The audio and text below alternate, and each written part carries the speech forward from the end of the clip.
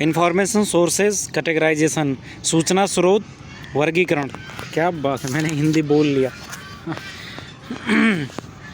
Information sources and information resources, information स्रोत और information, सूचना स्रोत और सूचना संसाधन, इन दोनों में क्या अंतर होता है? सोर्स मतलब होता है कुआं और संसाधन मतलब होता है पानी।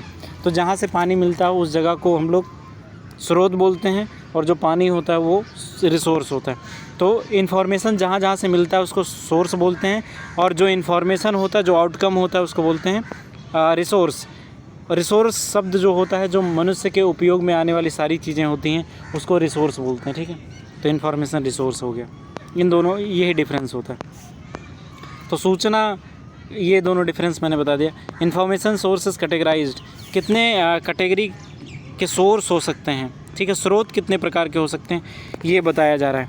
तो इन्फॉर्मेशन सोर्सेज टाइप, सबसे पहला डॉक्यूमेंट्री सोर्स ऑफ इंफॉर्मेशन, प्रलेखीय स्रोत, सूचना का प्रलेखीय स्रोत, जैसे किताबें होंगे, treatise, monographs, text book, reference books, dictionaries, encyclopaedia, handbook, catalogue, bibliography, year book, ये सारी चीज़ें जो हैं वो डॉक्यूमेंट्री सोर्सेज होती हैं।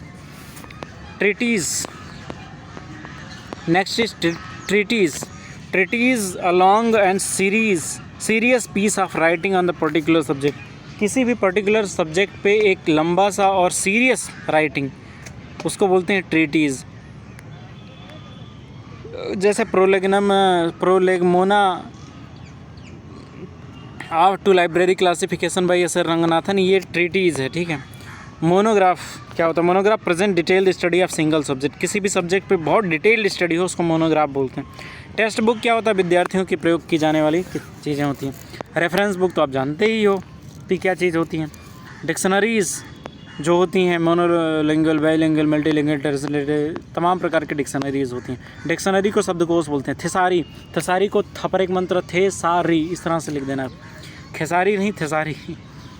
थेसारी क्या होता है कि जब भी आपको रिट्रीवल सिस्टम आपको पढ़ना होता है तो ढेर सारे वर्ड्स के सिनोनिम्स वगैरह होते हैं, तो सिनोनिम्स, एंटोनिम्स, मीनिंग, ये सब चीज़ें जो होती हैं उसका जो कलेक्शन होता है उसको थेसारी बोलते हैं। तो ये जो प्रोसेस होता है उसको थिसारस बोलते हैं रिट्रीवल के लिए, ठीक है।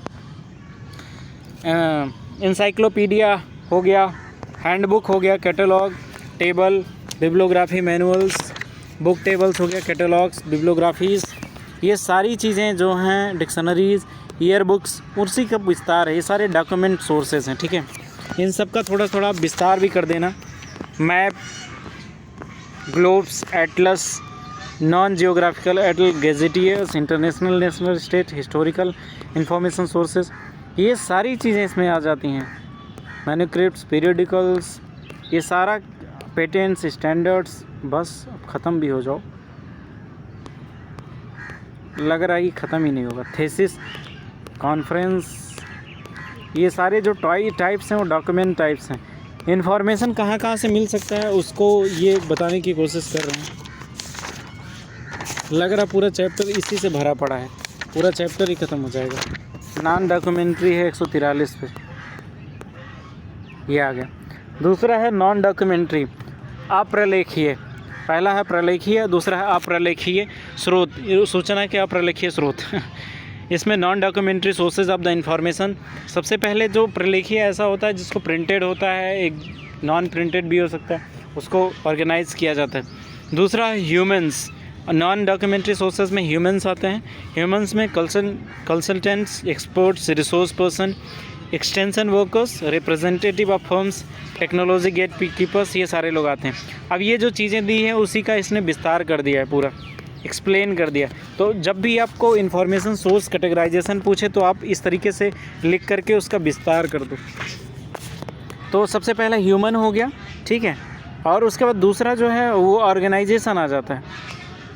ऑर्गेनाइजेशन ये अप्रलेखीय में है, नॉन डॉक्यूमेंट्री में है।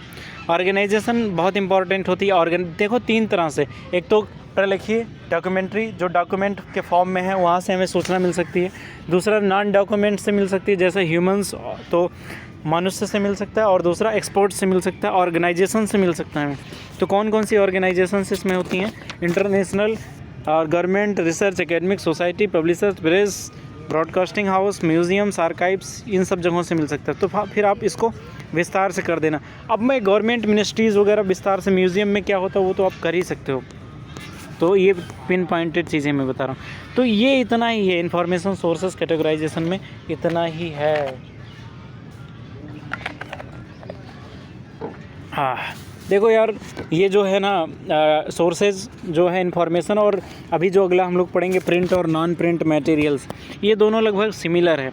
तो एक चीज़ पढ़ करके दोनों चीज़ में काम आ सकता है, लेकिन सावधान, इसके एग्जांपल्स याद कर लेना और उसको आपको विस्तार से लिखना भी है 4 पेज में। Thank you very much.